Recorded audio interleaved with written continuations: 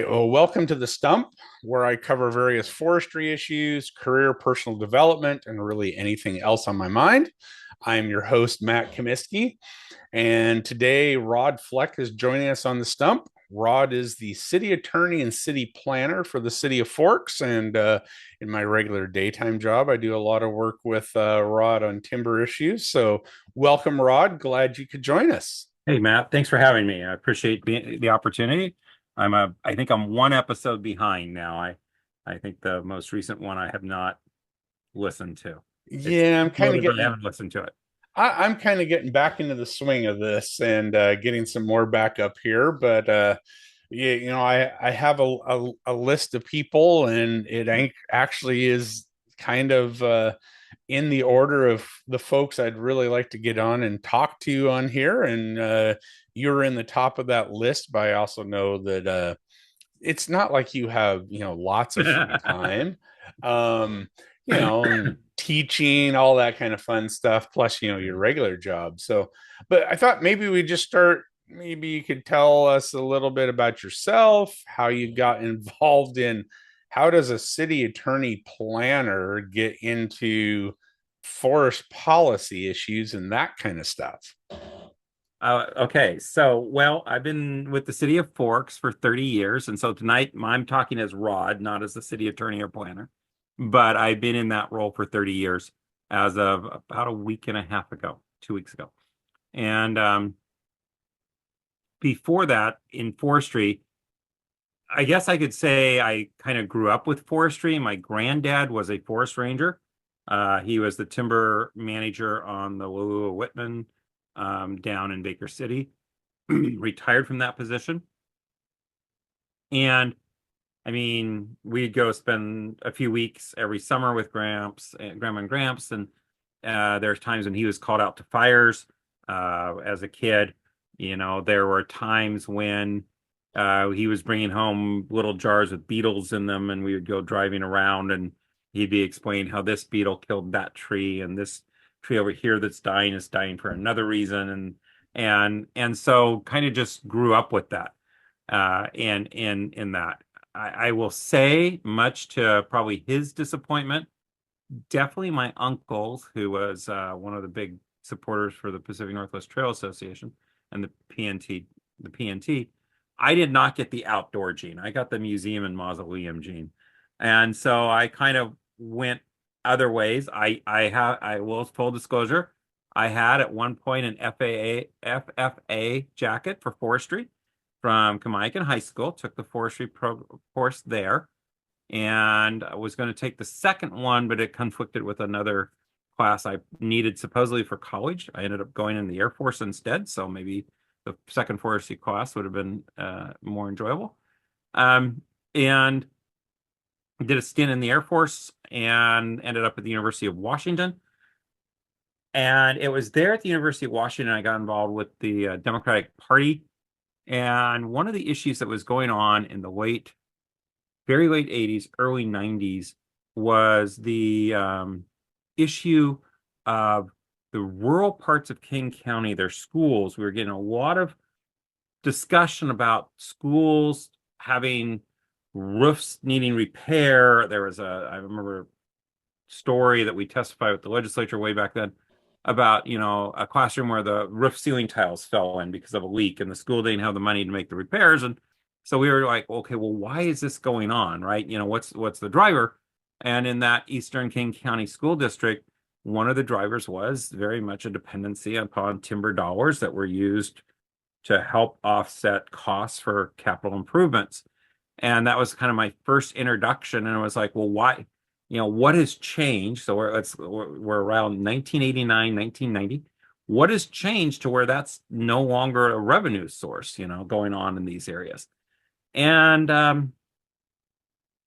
come to find out that one of the big changes were some of the policy changes around the northern spotted owl, and also some changes within the way the political apparatus saw force versus what, from the urban centers versus the area of people that live there. And that kind of got me into looking at how schools got money, how special purpose districts, or we call them junior taxing districts, That's the vernacular, get funding from state forest trust lands. And so I started doing that type of work in the 1989-90 period. Took the job in Forks. It said no experience necessary, just gumption, and became the city attorney and planner. And one of my first public events I went to was a political debate where there was this discussion going on between these two folks running for state legislature, and they'd made a comment about timber trust lands. And so I asked a question from the back saying, well, what do you think are the barriers to these issues? And how do you see overcoming the loss of revenues to things like schools and libraries? That took some people by surprise in my new community. And so pretty soon I was part of the discussion about timber trust lands and forest trust lands and things like that. So it's been, I argue I've been doing this probably for 35 plus years, maybe 36 years, and been with the city for 30. So 30, that means you started the city of Forks 1994. 1994. Boy, we almost there was almost a pretty close overlap there at the UW. Yeah, I graduated from UW in so went to law school in 91. So I graduated in 1991.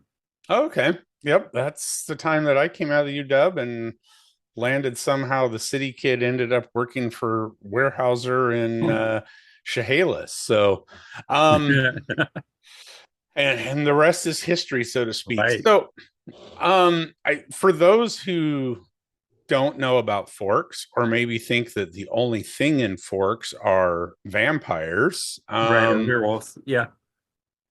or rain or Right. both. Yeah. How about tell us a little bit about Forks? I mean, it is a wonderful little city and kind of the surrounding area. Yeah, so Forks is a populate as a it's a city. It's under the state system of governments. We're a non-charter code city, so that legal explanation I can kick aside now. And we have about 3,400 people in the city urban growth area. Under the Growth Management Act, Clallam County opted in, and so Forks has to plan under that. Is around 4,500 people, I think, in population.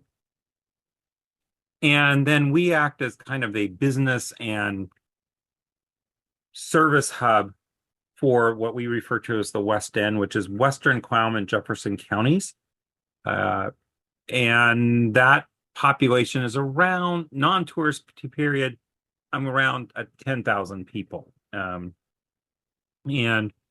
there are 3 tribal nations in that area, the West End. That's the Ho, the Quillayute, and the Makah. And they have their own governments and their own operable systems, but we're like the bigger community. For some folks, Clallam Bay, Nia Bay, Makah, Nia Bay, Clallam Bay, CQ, they would go and might go to Port Angeles, or they'd come to Forks, depending on which way you're going, right? Ho and Quillayute, we're the bigger city, and then Port Angeles is a good hour away. If you're not familiar with the road, you should say definitely an hour away. And we have some demographics that are challenging. I mean, and they've been challenging. We're an opportunity zone area designated by the U.S. Treasury as that. And to qualify for that, you needed to have a high unemployment, higher than the state average of unemployment, as well as a poverty level and a low median income. And that's been something we've been working on for decades, trying to address. Very much a natural resource dependent community, has been in the past, continues to be, and that plays a role in our community, from timber management to timber harvesting.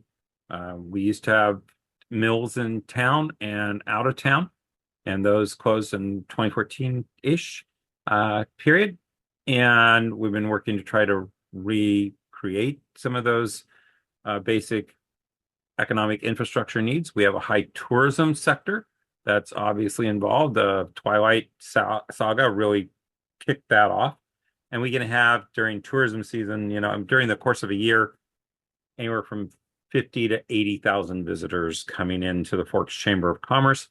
And a portion of that is still very much twilight. Another portion of that is people have realized that 3+ hours away from Seattle or 4 hours from Portland isn't that far of a drive anymore. I think that's one of the big changes I've seen in 30 years. When I moved here, when I was going back and forth to Seattle, my former spouse at the time was in Seattle. I'd drive home on Friday, come back on Sunday, and did that for 3-4 months before she moved out here.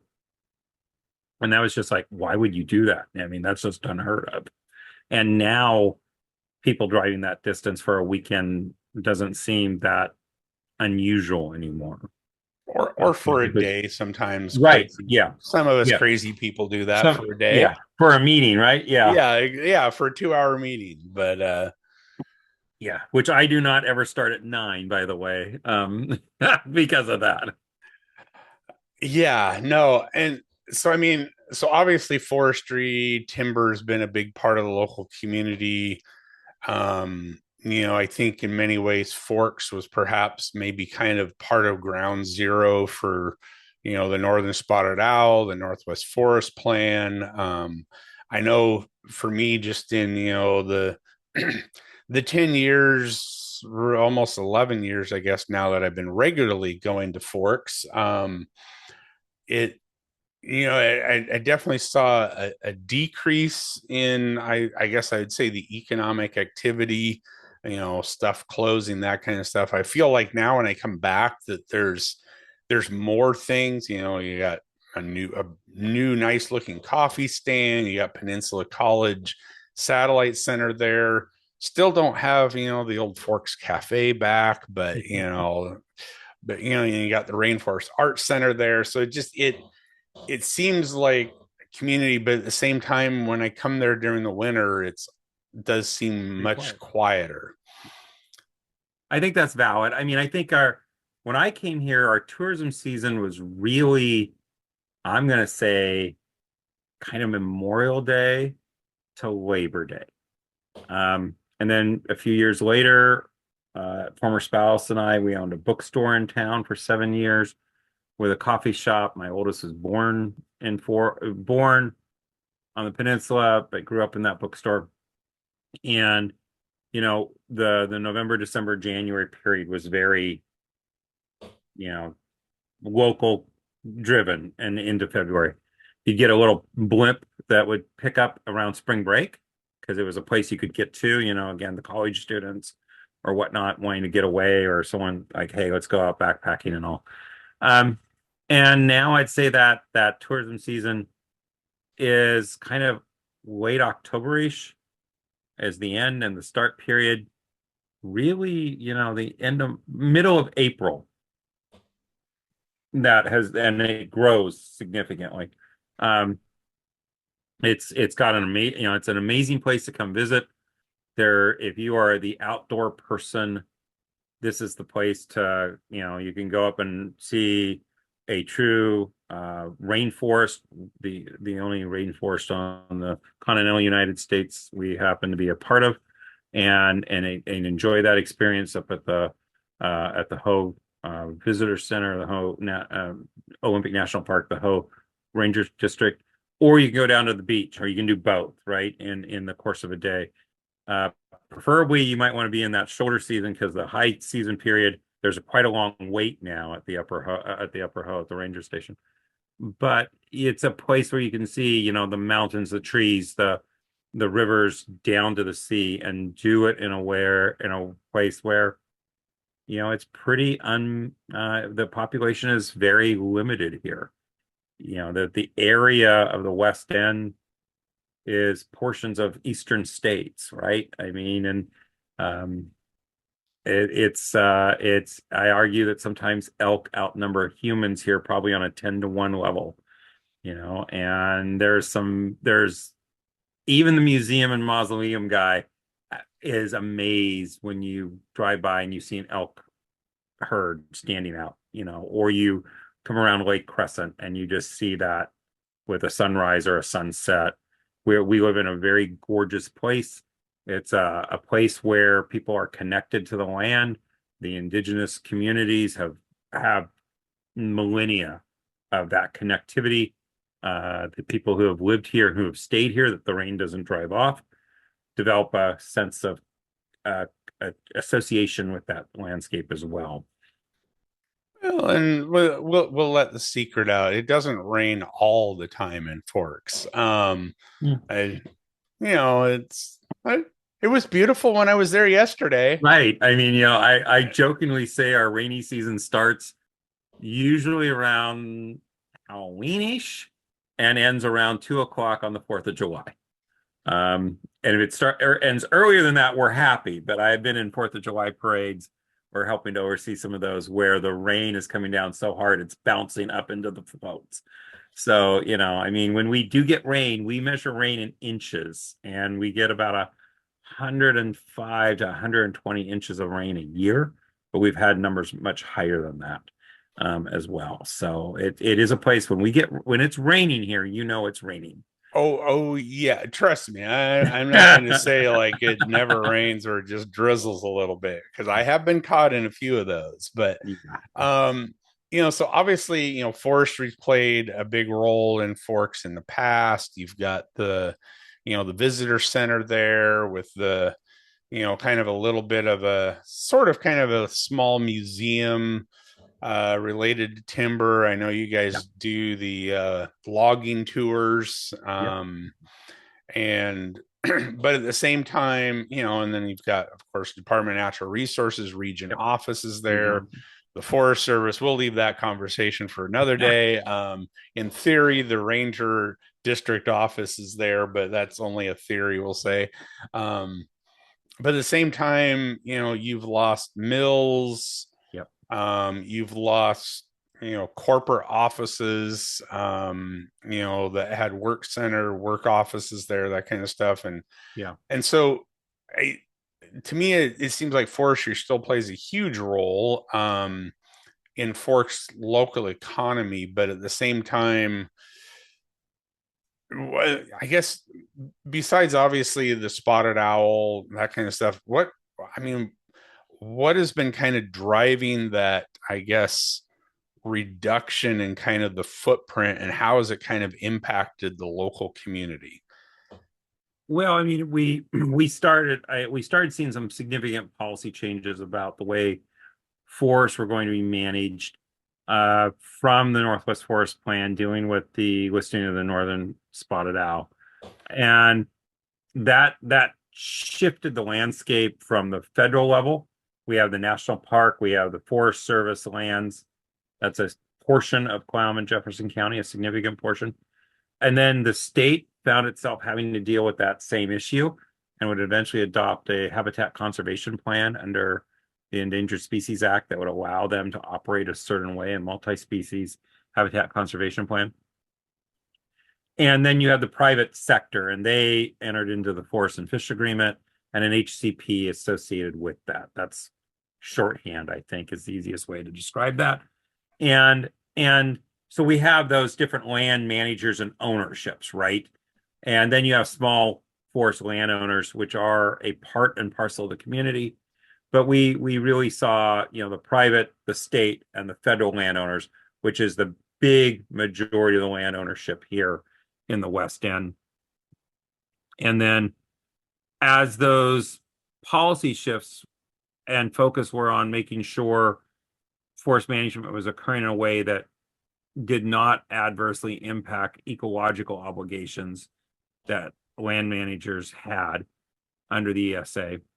That then created some shifts in the way things were being done on the land, landing and on the landscape, limiting the size and regeneration harvest or clear cutting activities, changing into the way rotations would be done on the federal forest significantly. We have very little, what's the one we have? Weight successional reserve, but we have LSRs, but we have very little AMA You lands. have you have no matrix lands, which is Matrix in lands, theory yes. where timber are supposed to be used for timber production. Adaptive management areas, or AMA, on the Olympic AMA, yeah, National Forest are just kind of scattered around the peninsula. yeah. and then everything else is either wilderness or late successional reserves. So, Yeah, which time out at age 80. right. And so that was kind of the federal model that was being looked at. A huge effort then focused on state lands. And the reason this focus is there is that timber management and timber harvesting creates a large amount of local job activity. 6 to 8 jobs per every million board feet sustainably harvest. So the private sector, Rainier, at the time Green Crow, Merrill Ring, those are the big ones out here, making sure I'm not missing anybody.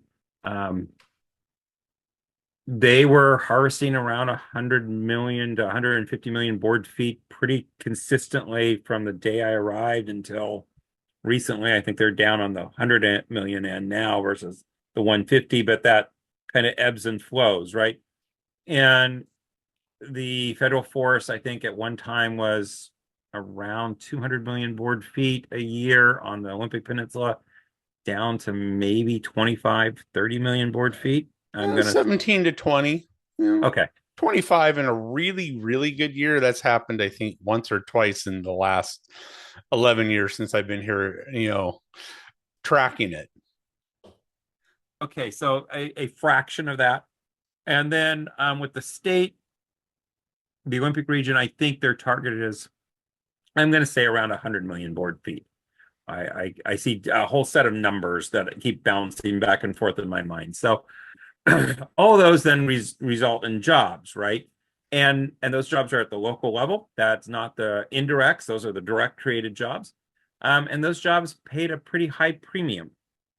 And you know, when I came here, they were somewhere in the $25 to $30 an hour range, and in the now they're in the $30 to $50 an hour range, and I'm probably off by a factor somewhere in there. And the harvest of the timber also, if it's on state lands, creates revenue to those junior taxing districts, and that gets back to that how I got into this to start with. And those then had multiplier effects. You need, if you're cutting down trees, you need a way to transport the trees off the site.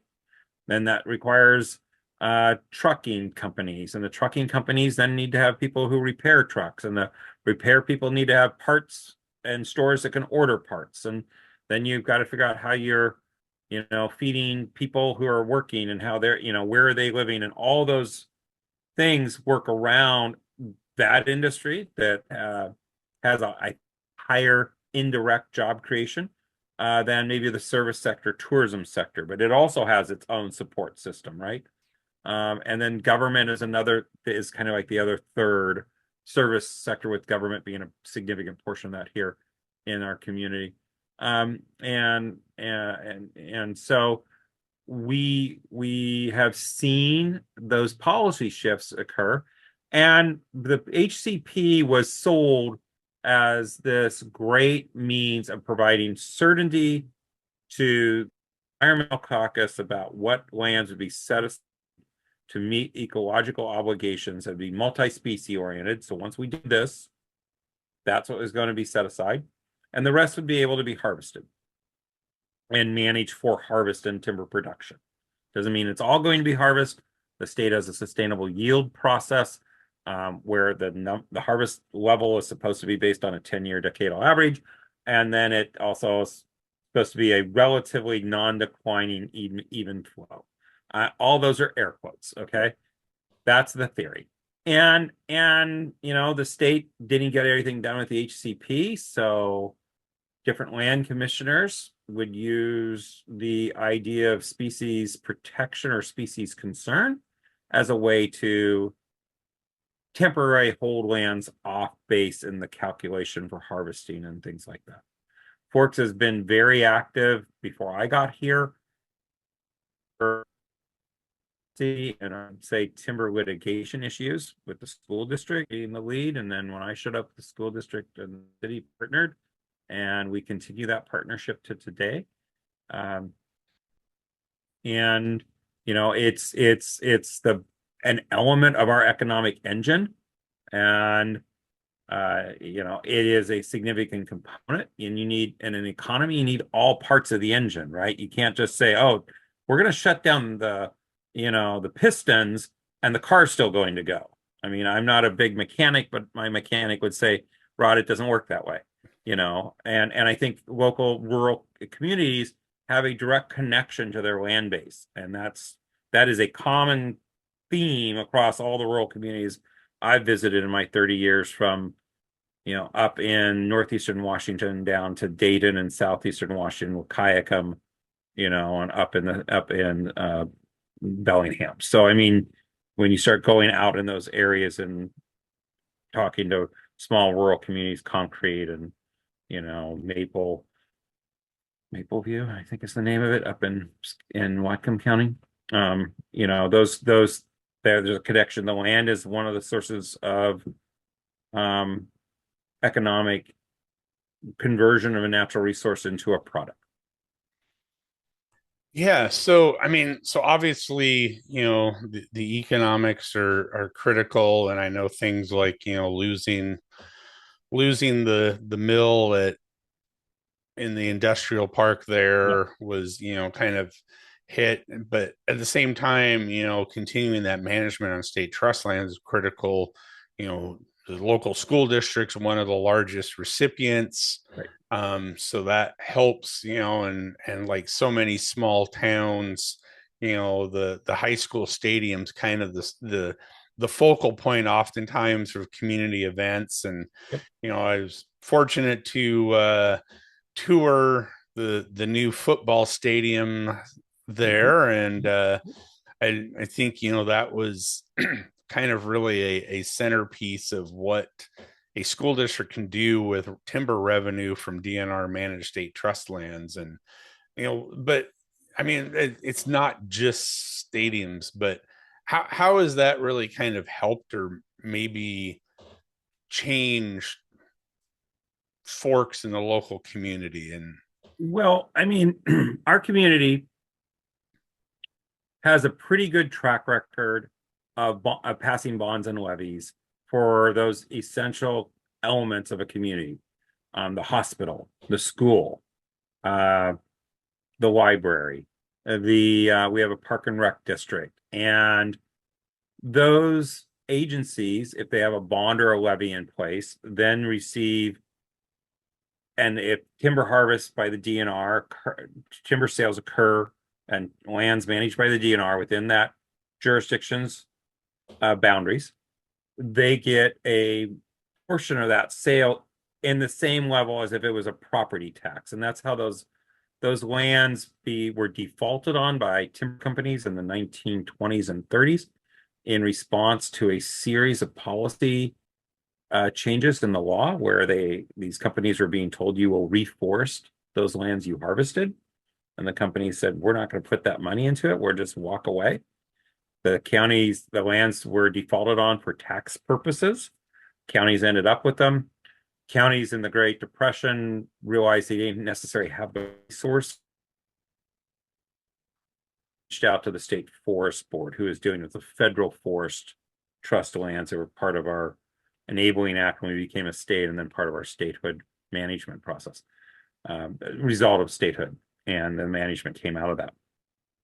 And so those lands eventually get transferred to the state by a state statute. There's an exception that occurred. Interesting note in history, but not for some of these little anecdotal stories you and I both know. Someday somebody's needed to capture them because I don't think many folks remember them anymore. But the counties turned those over to the state, and the state would manage those in trust on behalf of the beneficiaries, which is all of the taxing districts associated with that payout. And that payout only occurs if you have a bond or a levy. So you can't pass a bond or a levy like some of our sisters to the east. You don't necessarily end up with those timber revenues, right? For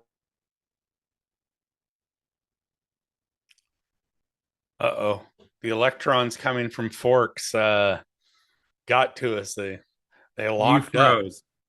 Okay. Oh, there you are. You're back. Yeah. Okay. You froze and I was still talking. So Oh, Uh, and vice versa. and so I'm going to stop my vid and we'll see if that makes it a little easier. Um, but we see those timber dollars coming in and they augment projects. Um, they are then utilized. Those dollars are utilized to maybe offset what would be collected in local property taxes. Um, they can be, used for things that are in the bond or the levy, so it depends on how those are worded.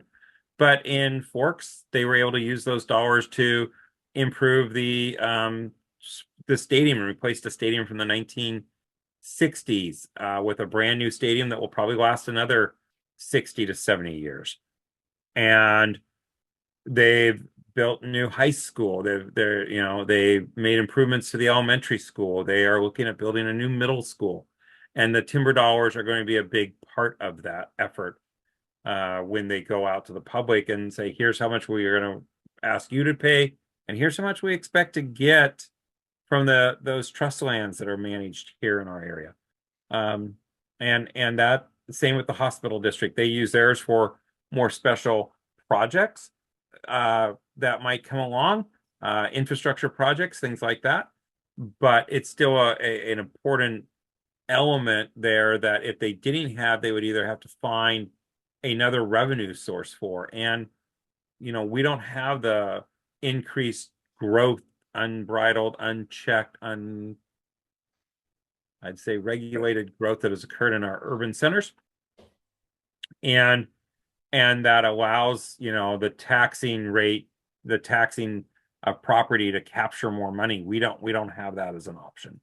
Our growth has been relatively slightly less than 1% over the last 20 years.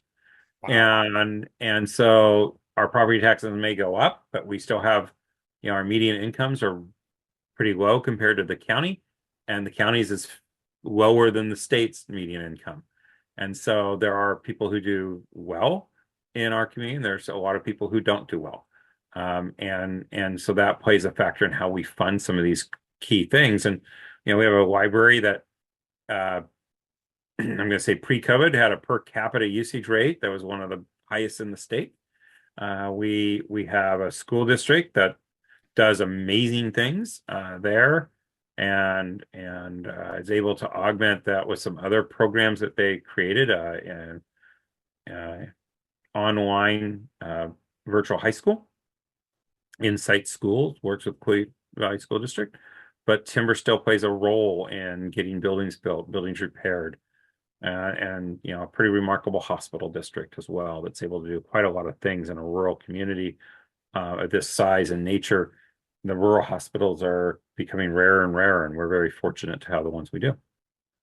Yes, no, I would say that you're very fortunate to have what you do there in the hospital, and then just the school district to me, I just think is it's pretty amazing what a small district like that does. How the superintendent and the board have been able to really kind of I'd say almost like reimagine themselves because what didn't I refresh me on the number of when the mills closed pre-COVID.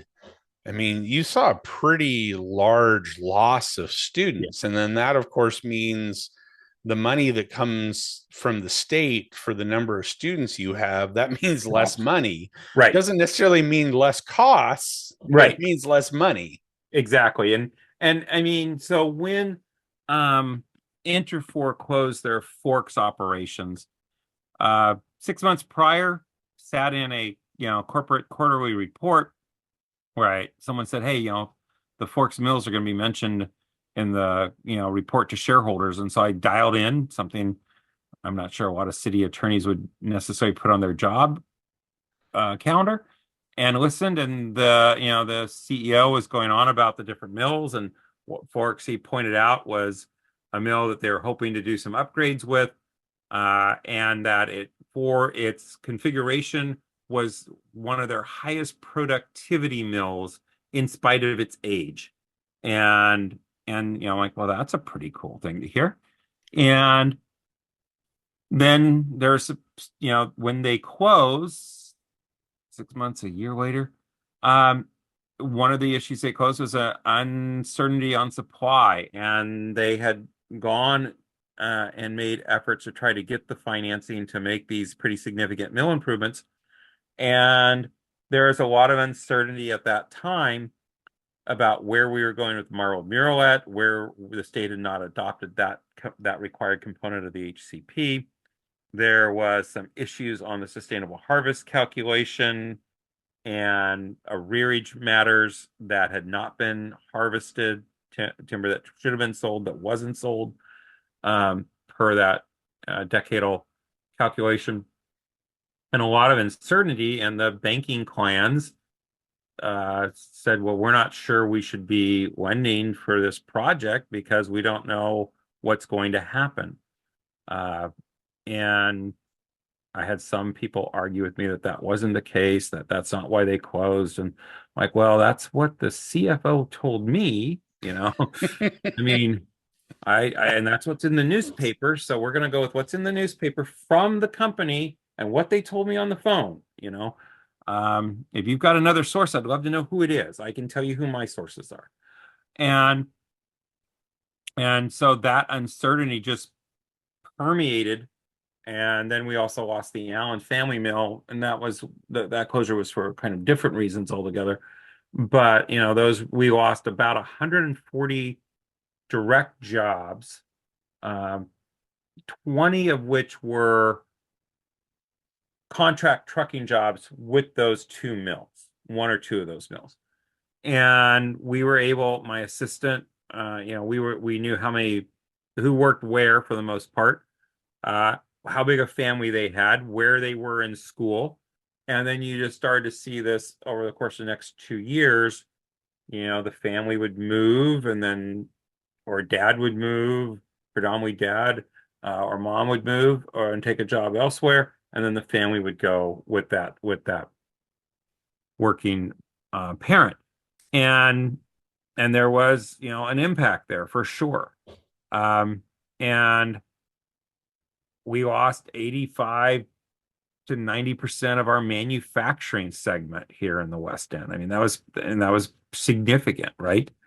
Those jobs are paying somewhere in the $50,000 a year range. They were highly skilled. It was skills you learned in the job, working your way up. And if you had a good work ethic, a good eye, and the brains and brawn to do that work, you could do very well. And it didn't require a college education. It didn't require specific coursework in things at times. And those, we lost those jobs. And it was interesting because we had people at a local level. We had Doug Sutherland called, and what can we do to help type thing. Not Sutherland, Goldmark. Goldmark, yes. Goldmark. Yeah. Goldmark. And we were like, well, sir, to be honest, a predictable, certain supply is essential, right, to this whole operation. And we had people warn that if you start messing around with the supply, you could see a rapid number of mills close, and then it'll be a kind of a stabilization. And if the supply shifts again, you could see another rapid number of mill closures. A group of researchers from the UW and elsewhere. And that's kind of what we saw. And I think that certainty remains elusive. I think every time we think we've addressed our obligations, our ecological obligations, we're still seeing arguments about Washington has no large older tree stands anymore. We're going to be cutting all of them down. It's like 50% of the state's land base is set aside for ecological needs of species that predominantly utilize large timber in stands. Federal forest, I would argue, is around 70%. I think I'm safe with that number. Yeah, that's about the number I was going to come up with, maybe 75. Yeah, So, as you say, some might argue higher, but I think if I say 70, I feel comfortable. And then and the next level up, and it's almost an elevation, is the Park Service, right? And that's 100% set aside. Um, and then the private lands, they made obligations to deal with riparian areas. They made obligations to protect areas where no species of habitat species are located. Theirs is a species oriented HCP, and ours is a habitat oriented HCP. And we have a lot of people who kind of forget that when they're talking about the DNR. And I think we continue to see a group of individuals very focused on the idea that the forests are places to see or places to walk through, but are just that. They should be serving other purposes than being part of a managed natural resource commodity. I think that was nicely yeah, said. I would agree with that. I think that was a very polite, nice way to say it. Um, so yeah, I mean, I still remember, the closure of the mill up there. It was pretty clear, they survived the '08 Yep. recession, which, was not necessarily the case for some sawmills, but Right. that also then constricted credit markets. And, just like anybody else, if you're going to go out and you want a loan for a house, or you want a loan for a car, or you want a loan to rebuild your sawmill, they're going to look to see how likely you're going to be able to repay that before they're going to, cut Exactly. loose with any money. And, that's ultimately creates the challenge. And Yeah. so, I mean, we see all these challenges, we see, increasing costs. Um, I think, the school district, one example, going to the online school program and stuff they created, really work to kind of, you know, shore up some of that budget. And I will say, Forks is an amazing place when it comes to funding their school and the kids in their schools. I think you guys do you do a fundraiser auction for Yep. scholarships every year, Yep. I believe. Yep. I think this last year we raised over $150,000. So 150,000. I do that because some of my friends and colleagues know I'm not good with numbers, and I've had someone say, "Oh, you mean 15,000?" I'm like, "No, I'm one of the auctioneers. I mean over $150,000." And it's the Quillayute Valley Scholarship Auction, and it's a 501(c)(3). They've set it up. It's I think nearly 50 years in operation, and they every student who graduates from Forks High School here in Forks has the opportunity to apply to that and receive two scholarship awards. And it can be anything for trade class to college to 10, 20 years down the road. Someone's, I want to take this one thing and it's going to help me with my job, or you get this opportunity, and they've applied and gotten maybe a scholarship they didn't take or get or utilize when they graduate from high school. So it's a pretty remarkable event. It's from selling everything from pies to bread to quilts to donations from businesses, family members, and it goes on for 2 solid days, Saturday and Sunday in March. It's a weekend every weekend. It's a weekend in March, usually right around the second or third weekend in March. And do you guys still do the online portion of it? It's interesting. There's some online components, one of which is the Guides Association here, Olympic Peninsula Guides Association, has an online auction because a lot of their clientele is from all over the world. And so they auction things there and then turn over a check every year. And then there are components like it's been on Facebook. They've done an online Yeah. Where you can bid on, we see items and call in. Sometimes that works really well, and sometimes it doesn't. Is the easiest way for me to explain that. But I've had people watch the Facebook page about something and then suddenly get a text from someone saying, "Hey, Rod, can you please bid on this and we'll figure out how you'll get it to me in Yakima." Sure.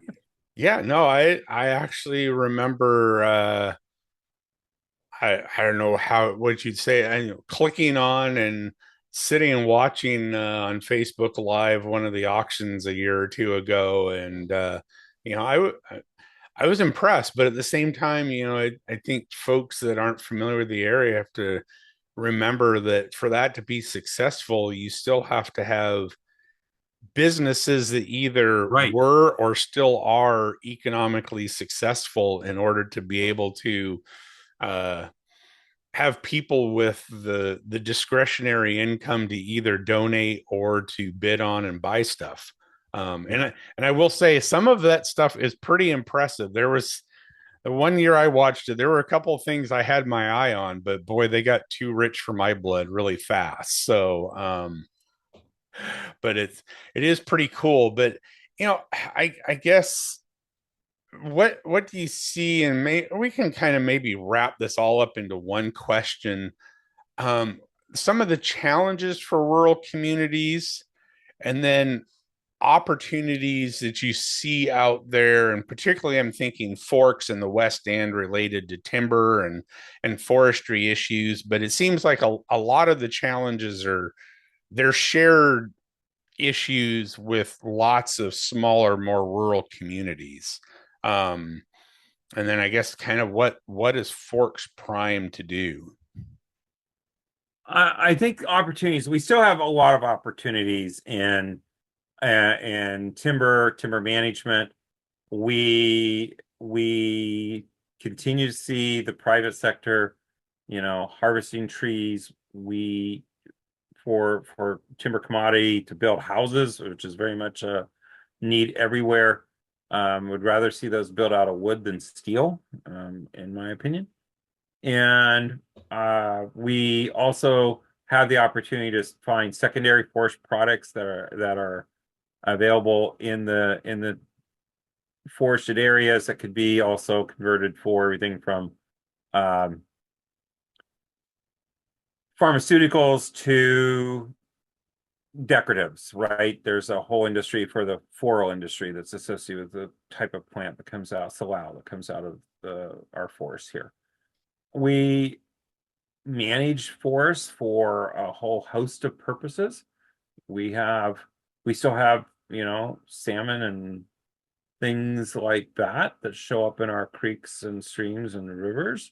Uh, there is a huge effort to increase, improve, habitat for those species, and that is part and parcel with forested landowners are involved with those efforts pretty much from the get-go when an idea is proposed.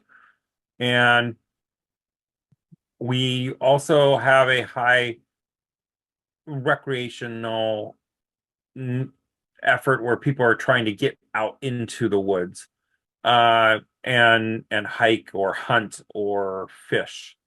Or sometimes it's just walk and take a picture, right? Mm-hmm. Interesting. I would say the demographics on some of those things, we're seeing some shifts in hunting and in the hiking segment. And so we have a growing population that the hike isn't the 20-mile hike, it's the 1 mile or 2 mile hike. And the age bracket of people involved with that might be between 70 and 2. and and so trying to find recreational opportunities that are accessible for that spectrum of interested users, and that has definitely grown, is one of the challenges. Um, on the federal side of things, when the federal forest said, "Hey, we're going to reduce our timber harvest, we're going to try to help ensure that there's always a vibrant recreational component to our offerings," we've kind of seen that fade as well, not from the local offices for trying, but at the national level, the funding doesn't necessarily show up at the local level to replace a campground or to address issues to open campgrounds or create new campgrounds that might be needed for the increase in recreational demand. I think we are still, we're still pretty hopeful that our region, which is kind of a wood basket and has been, can attract a sawmill, a modernized sawmill that would have that 20 to 40, maybe 50 employees and work with the harvest levels from the state, private, and occasional federal harvest to produce a commodity that could be used in Washington to build in Washington the buildings we want built in Washington. And I think those are all still very viable things that could and will occur here with our force. And then I think we've seen a management shift definitely in the last 20, 25 years, where the managers are managing for a whole bunch of things, water quality, meeting their ecological obligations, exceeding those in many places, as well as producing a product that pays the bills and addresses, infrastructure repair. A lot of hunters like to use logging roads to access where they're going to hunt. A lot of bird watchers do the same. And that means you have to have those companies and those entities there dealing with the conversion of the natural resource to put in the infrastructure that they need that these other people enjoy. And I think that's one of the other aspects we're starting to see property owners give some thought to about, well, how do we deal with recreational users? How do we, what is the right way of providing access and how do we deal with the costs that are associated with that? So those are some of the things that are still kind of a emerging and growing list of areas. Yeah, no, and I think that's critical. I think for folks to remember, recall, think about is the interrelated aspects of all this, and recreation and active forest management are not an either or. That if you want roads, and especially with an older age demographic that can't maybe they can't physically ride a mountain bike or an electric e-bike or whatever, but they still want to get out there, you still have to have the roads and stuff in good condition to access, and make sure that they aren't falling apart and delivering mud, all that kind of stuff. And yeah, I think if there's somebody out there who wants to work on collaborating with the Forest Service on rebuilding and enhancing a campground just outside of town, hint hint, there's a great opportunity if anybody out there is listening. And then of course, I'm guessing a lot of people don't realize is that there is this lovely little place just north of the city limits. I believe it's just north of the city limits, called the Forks Industrial Park. Yep.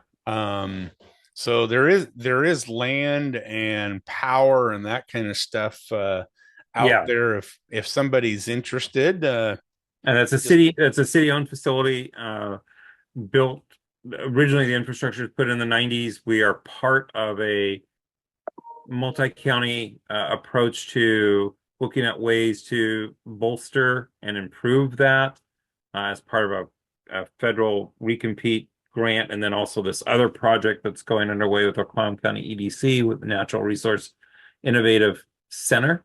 I think I got that one right this time. We very much see the timber industry still part and parcel of our community. That has been the case for the last century, and we think it will be the case for the next century. To how that all plays out, it's going to be probably different than it was, but it will still produce a much needed commodity. It will produce jobs. It will produce revenue for the junior taxing districts, the state, private industry, and it will create a product that is sustainable that is a captured carbon product that is going to be needed to meet the demand for housing that we have growing all over the Northwest. Yes, and just a little hint for anyone that's not familiar, but if you want to open up a sawmill or other manufacturing, all you have to do is call City Hall and ask for Rod because everybody knows who Rod is in town. And Some days wait, that's a good thing or a bad thing. well, yeah, well, I've not run into anybody so far that's told me it's a bad thing. I'm sure at some point I'll find somebody out there, but even those who may not be fond of how you challenge people to think and analyze things, I found most of them still actually like you.